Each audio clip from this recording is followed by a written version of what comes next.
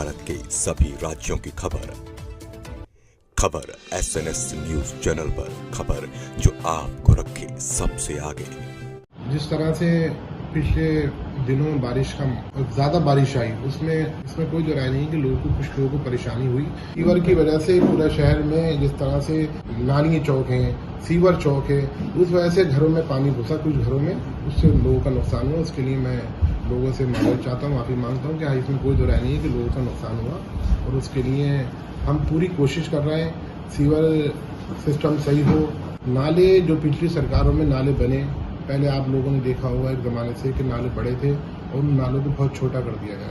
जाहिर सी बात है, छोटे नाले हो जाएंगे तो उनकी, और फिर उसके बाद ये हुआ कि जब से नाले बने 2012 के बाद 2017 तक, और उससे पहले जो नाले बने पिछली सरकारों में, वो नालों की सफाई नहीं हो पाई। उस पर स्लेब डाल दिए गए और स्लेब ऐसे डाले कि उसको अब हम क्या करें, अब हम तोड़वाएं स्लेब, तो लोग हमसे कहते हैं स्लेब तोड़वा दिए। तो नालों की सफाई, तो पिछले साल भी हमने बहुत अच्छी सफाई कराई, और इस बार भी आप समाचार पत्रों के माध्यम से देख सकते हैं कि रामपुर नगर पालिका का 46वीं रैंक आई है, जो पिछले साल 2 साल पहले 266 या 68 नंबर पर थी। इसके लिए और नालों की सफाई के लिए 100 में 100 नंबर मिले रामपुर नगर पालिका को।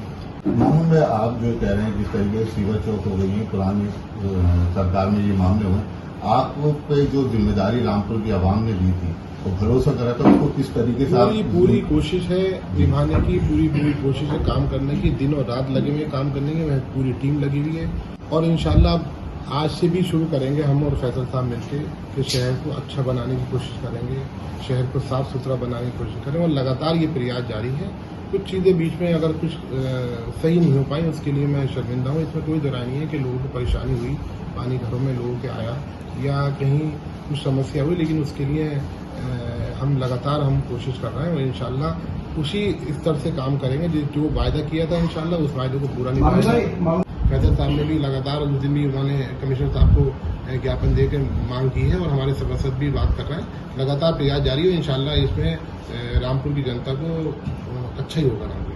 अच्छा, ऐसी क्या खास वजह रही होगी जो फैसल लाला ने आपसे माफी मांगी, आवाम से माफी मांगी कि मैं माफी मांगता हूँ, और आपको भाजपा की कठपुतली भी करार दिया गया? क्या बात हुई? देखिए, फैसल साहब हमारी पार्टी के हैं और इन्होंने मजबूती से हमें चुनाव लड़ाया है, और यहीं से शुरुआत करी थी, जहां हम बैठे यहीं से हमने शुरुआत करी थी। आप भी मौजूद थे अदनान साहब। कुछ आपस में अगर कोई मिसअंडरस्टैंडिंग है तो उसके लिए कोई ऐसी बात नहीं है, एक परिवार में होता रहता है, और इनका पूरा हक है, क्योंकि भाई मेरा इलेक्शन लड़ाया, पूरी इनकी पार्टी ने लड़ाया, तो इनका नाराजगी का या इनका कहने का पूरा हक है, और हमारी आपस में बात बराबर चलती रहती है। तो इंशाल्लाह सब ठीक होगा। आगे इंशाल्लाह नगर पालिका बहुत अच्छी चलेगी, और हम सब मिलकर आपस में मिलकर अच्छा चलाने की कोशिश करेंगे। क्या ये परिवार अब रामपुर के आवाम के लिए सोचेगा?